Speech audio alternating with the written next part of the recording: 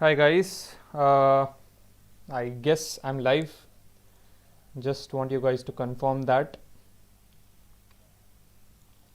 Let me check the delay, if there is any delay for that matter. Okay, so there is very slight delay, but like it's not what it has usually been. Just got an idea of that, so that's great. Okay, so what I'm hearing is slightly like 1 second slower or 2 seconds slower than what I'm speaking, but that's fine. I think we'll have a much better quiz today. Last time we had some technical faults.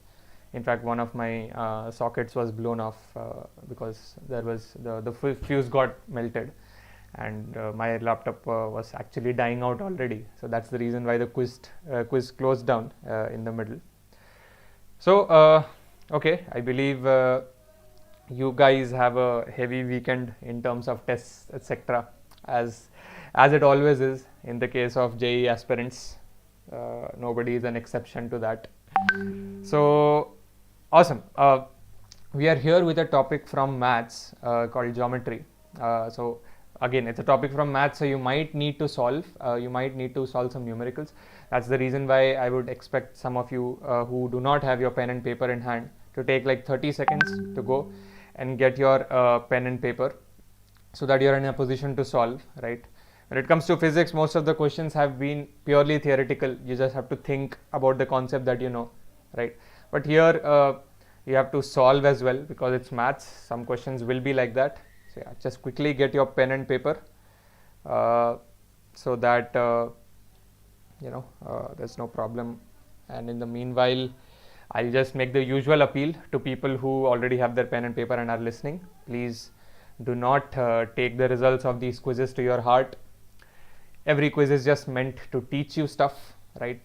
To teach you stuff that you're not sure about, or maybe you did not learn them properly, right? So these are questions which you need to have clarity about before you start studying these topics. That is the reason why these quizzes have been designed and specifically handwritten by me. You won't get these answers on Google, so don't try Googling for those of you who are new. And yeah, of course, so you guys, I hope you can get some of your friends, relatives, etc. to join these quizzes, because the more number of people that we have, the better it is for the competition, right? And better it is for you to analyze where you stand in a large crowd. That's always a good analysis to have. And nevertheless, these results are not mattering anyways, right? So it's fun. You can get your friends and like play it like a game and discuss with each other as to what you learned. That's a better way of learning stuff. Okay, so with all this appeal etc. made, I believe we are now in a position to start. So here comes the first question on your screen.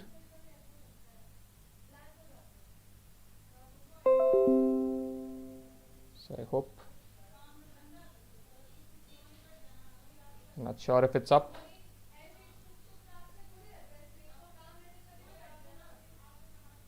Okay, you can read it. So yeah, in the meanwhile, just try solving. I don't know when will the options be up.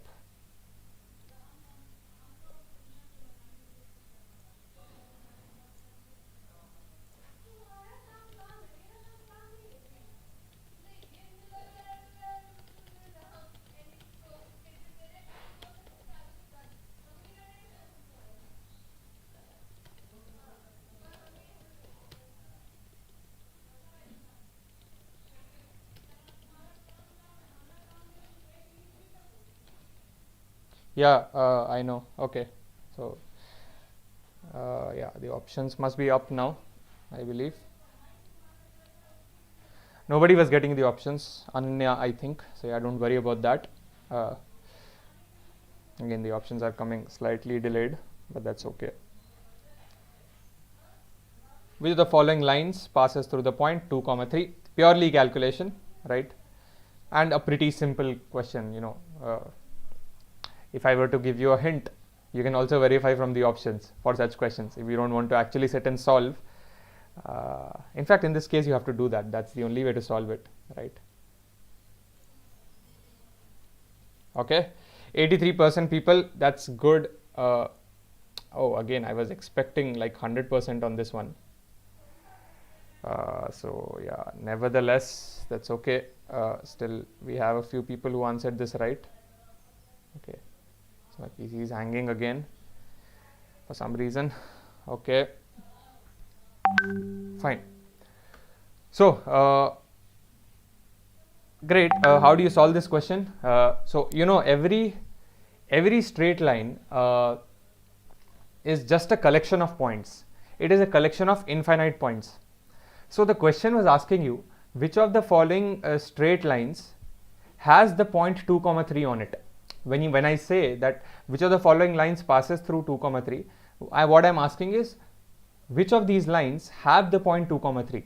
So how will you verify that? You will put 2 comma 3 in each of these and check which equation is being satisfied.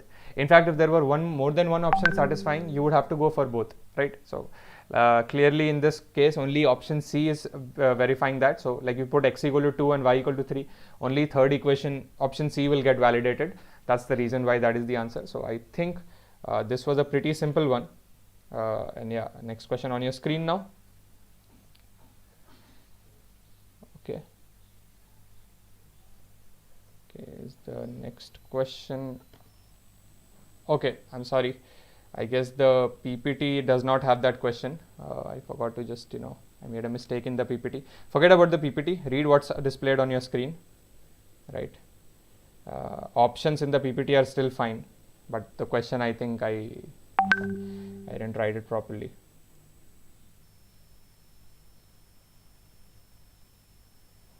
This should be a simple one anyways for people to attempt.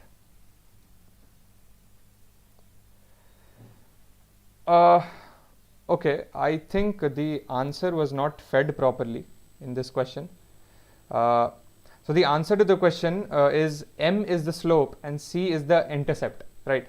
Y is equal to mx plus c. I think people who have gone for option B might not have, must have been shown that your answer is incorrect, but actually it's correct, right? In the equation y is equal to mx plus c, m is the slope of the straight line and c is the intercept, right? What is slope? So when you have a straight line on a graph, the angle, the tan of the angle that it makes with the x-axis in the counterclockwise direction, that's slope. So it's like I have a straight line which is inclined in a certain manner on the graph.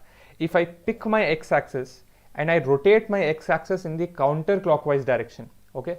If I hold my x-axis and I rotate my x-axis in the counterclockwise direction, the angle that it will sweep before being in line with the line, tan of that angle is the slope. This is the concept behind slope. M is the slope in this straight line equation, and C is the intercept, or to be more specific, it's the y-intercept. It means from the origin, where is it that your straight line is cutting the y-axis? That is called as your intercept. So M is the slope, C is the intercept is the right option. I think the answer was not fed properly. So yeah, that change we will make. Don't worry about that. So let's move on to the next question, I guess. Yeah. What is the slope of a straight line x equal to 3? Right. This is going to be a good one. Okay. I think 40 seconds are quite a lot for this question, right? For people who know it, they'll answer it in like 5 seconds. For people who don't know what slope is, even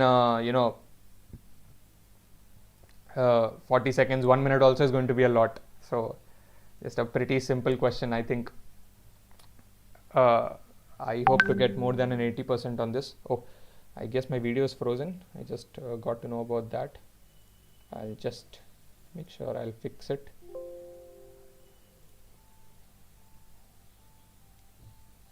Okay.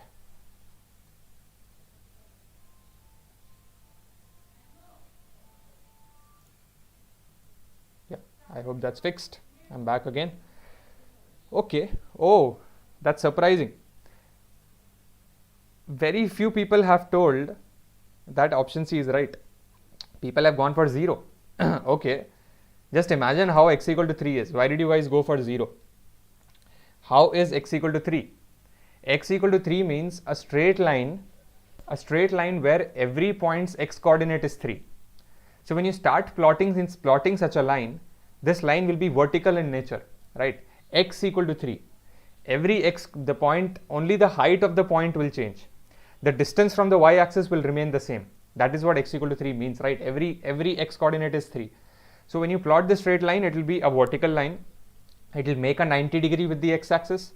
So the slope will be tan 90, right? Tan of the angle, that is the slope. That is what slope means. So tan 90 is infinite. So people should have gone for infinite. I was actually hoping that more than 80% of the people will go for infinite, but people have gone for 0. But I think the concept is clear. And if the concept is clear, I believe in the next question, you guys will be able to answer the right option. So yeah, attempt the next one. And I hope you know, once you choose an option, there is no option to revert.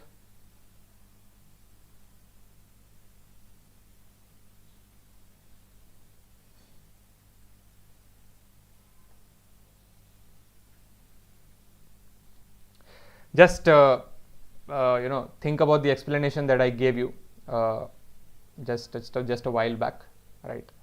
That in the previous question itself, that should really help you to answer this question. Imagine how y equal to 3 looks. See what angle it makes with the x-axis. Find the tan of that angle. That's how you solve this question. I actually told it to you also. Okay, that's great. 83% people. I hope you guys didn't go for 0 only because the previous question was not 0, right? I hope that's the case, because the correct explanation is y is equal to 3 is a line on which every point's y coordinate is 3. Y is equal to 3 is a line on which every point's y coordinate is 3, which means every point's height is 3. So you have so many points and every point is at the same height, y is equal to 3.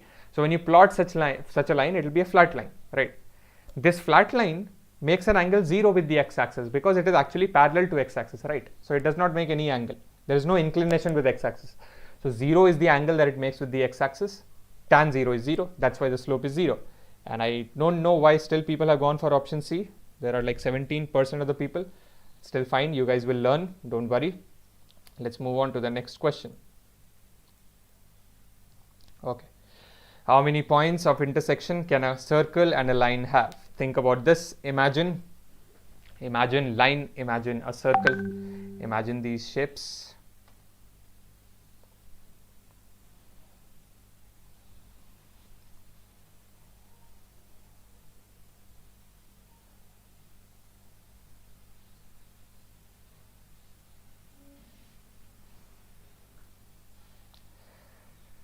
And I hope everybody gets this one right.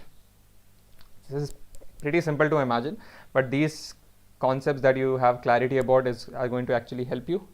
Okay, 55% people, still not 100%. Okay, I'm waiting for one question at least in this whole quiz series where 100% people will get it right. I think I'll have to put like a 2 plus 2 equal to 4, 2 plus 2 equal to 4, 6, 8, 10, something like that. For that, only then I'll see like 100% of the people going for the same option. But still, this was again a pretty simple question. So you have a circle, you have a line. What are the possible orientations? If the circle and the line are away from each other, then they're not intersecting at all. Excuse me. Excuse me. Don't worry, I don't have corona. It's seasonal. I was having this for like 4 or 5 days ago. Also, the same thing happened. So yeah, the circle and the straight line, if they're away from each other, there is no point of intersection. If the circle and the line, bring them close now, if they just touch, then they are intersecting only at one point, and then this line will be called as the tangent to the circle. So that's when you can have one point of intersection. If you bring them even close, like bring the line into the circle now it will cut through the circle and it will pass through 2 points. So now you can have 2 points of intersection, right? 0, 1, 2. Can you have more than 2 also? No, that's not possible. The maximum number of points of intersections that you can have is 2, not more than that, right? So 0 is also possible, 1 is also possible, 2 is also possible. That's the reason why all the options are correct. So yeah, that's good. Just go on for the next question now. 6th question on your screen. This is going to be a good one now.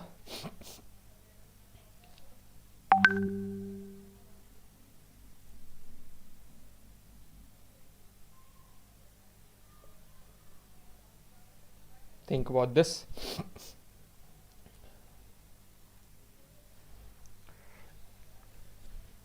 So when it comes to geometry and vectors, so I won't be taking a session on vectors because vectors does not belong to the topic of foundation, right? So this is like IIT JEE Foundation Premier League. We should have rather put it like that, right? Vectors is not a topic from the foundations, so I'll not be picking up a quiz on that. But yeah, when it comes to geometry and vectors, imagination becomes very crucial. You have to imagine how things look, right? And you'll be able to imagine only when you have some certain clarity about the shapes, and maybe if some of you are particularly good at drawing, then you'll be much better at imagining. But the answer to this question, 50% of the people have gone right. It's 50, is it? Yeah, 50. It's 1, right? How many? So imagine 3 points. You can have only one circle which will pass through these 3 points, right? Just one. So it's like, which is that circle? Imagine, so there are these 3 points. They need to be away from each other, first of all, right? If these 3 points are in line, then you can have no circle passing through them, right? So these 3 points, first of all, should not be collinear. These 3 points should not lie on the same line. If they lie on the same line, then no circle will pass through them, right? And if they form a triangle, the second possibility is if these three points are not on the same line, then they will form a triangle. So they'll form a triangle, and the circle which passes through the vertices of this triangle, which is also called as a circumcircle, this is the only circle which will pass through these 3 points. No more circles. So just like your school level stuff, you have 2 points. You can only have one straight line passing through these 2 points, right? Can you have more than one straight line passing through 2 points? No. But through 1 point you can have infinite straight lines. So through 1 point infinite straight lines, through 2 points just one straight line, through 3 points just one circle, right? I hope that's clear and you'll remember as well as conceptually understand it. So yeah, let's move on to the next question now.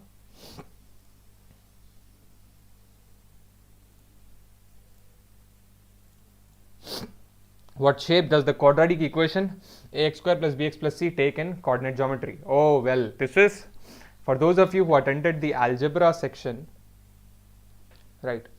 I had an algebra quiz about last Friday, I guess. If you guys attended that and you're still not getting this right, then there are serious problems about what you are learning from this quiz, right? And you should rather focus on that. For those of you who are new and you didn't attend that particular quiz, I'm just hoping you might get this right. So let's see how many people go for this. Okay, 67% people have gone for parabola. That's right. Ax square plus bx plus c, which is a quadratic, takes this shape, a shape like this. It's like a U shape, but it's not a perfect U. It's like a bent U, like something like this. So you can't really describe that shape in words, but how you can imagine is it's like a U which is bent, arms are bent. That's a parabola. So ax square plus bx plus c can either be an upward facing parabola or it can be a downward facing parabola on the graph. It can either face up or it can either face down. And that depends on the sign of the coefficient a, leading coefficient, right? So what is the leading coefficient in this polynomial? The coefficient which is the coefficient of the term of the highest degree. So the term of the highest degree is x square, coefficient of that is a. If your a is greater than 0, then this parabola will face upwards. If your a is less than 0, then this parabola will face downwards. But yeah, nevertheless, I hope it's clear that the shape that it takes is parabola. So we can move on to the next question now.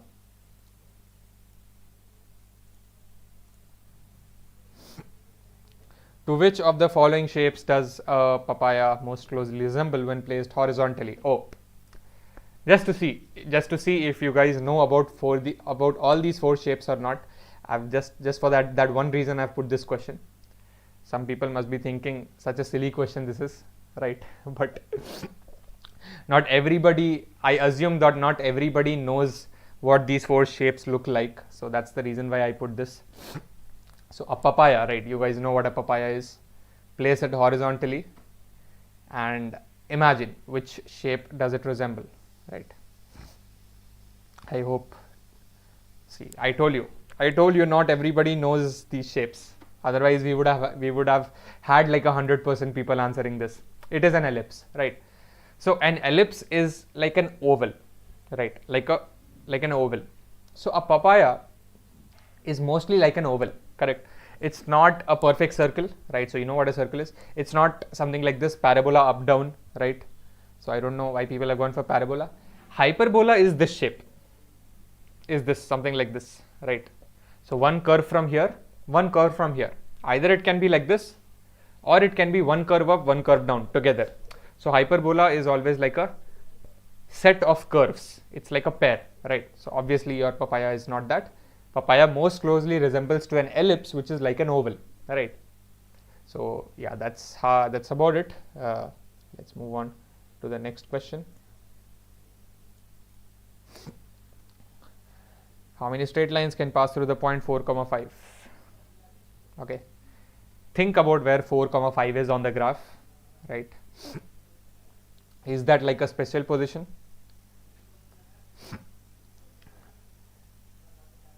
Is 4, 5 at a special position on the graph? And then if it is, then how many lines should pass through 4, 5? Or the question is how many lines can pass, right? The word can really matters in the question. So let's see. Okay, fine. 58% of the people. I think you guys took me too seriously. You guys actually felt that 4, 5 is at a special position. No. What is so special about 4, 5? It is just a point, right?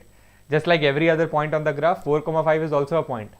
And you guys know that from one point you can have infinite straight lines passing, right? Through 2 points you have just one line passing, but through 1 point you can have infinite lines, right? So whether that point is 4, 5 or whether it's 0, 0 or whether it's 1, 1 doesn't matter. Through 1 point infinite lines can pass, so through 4, 5 also infinite lines can pass, right? So I was just trying to fool you that 4, 5 is at a special position. You guys, some of you took me seriously. No, it's not, right? Be conceptually clear. That's the whole point of all this. When you have learnt a certain concept, try applying that, try looking at questions from that concept's perspective before you think about what that question is in particular, right? You have to think about which concept can be applied, and whatever concepts you have learnt, it's not chemistry, right? When it comes to chemistry, I agree, there are exceptions. There are so many exceptions that you have to learn. When it comes to maths, physics, one thing does not contradict the other, right? One thing leads to another when it comes to maths and physics, right? Chemistry, yeah, the mode of preparation is very different. That's the only reason why I don't remember chemistry so well, right, after my JEE, but I remember maths and physics too good, right? That's because one thing leads to another. They don't contradict. So if in one section you had learnt that from 1 point you can have infinite straight lines passing, that same thing has to be valid here also. That's the confidence that I need you to have, right? And that's the point of all these quizzes. So let's move on to the final quiz of today, final question of today's quiz here on your screen.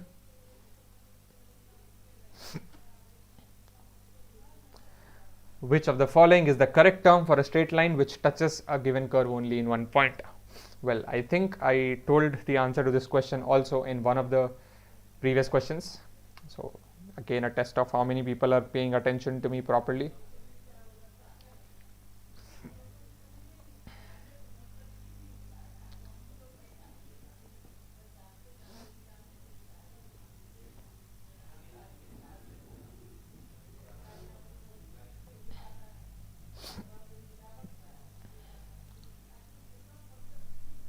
All right, so we have, oh, finally, yes, this is the best. This is the closest that we have been to 100%. This one question, 92% of the people have got this right. It's tangent. I'm so thankful that you guys did not choose touching line, right? Though touching line looks very, very right, but obviously that's not the mathematical term for a line which touches the given curve only in 1 point.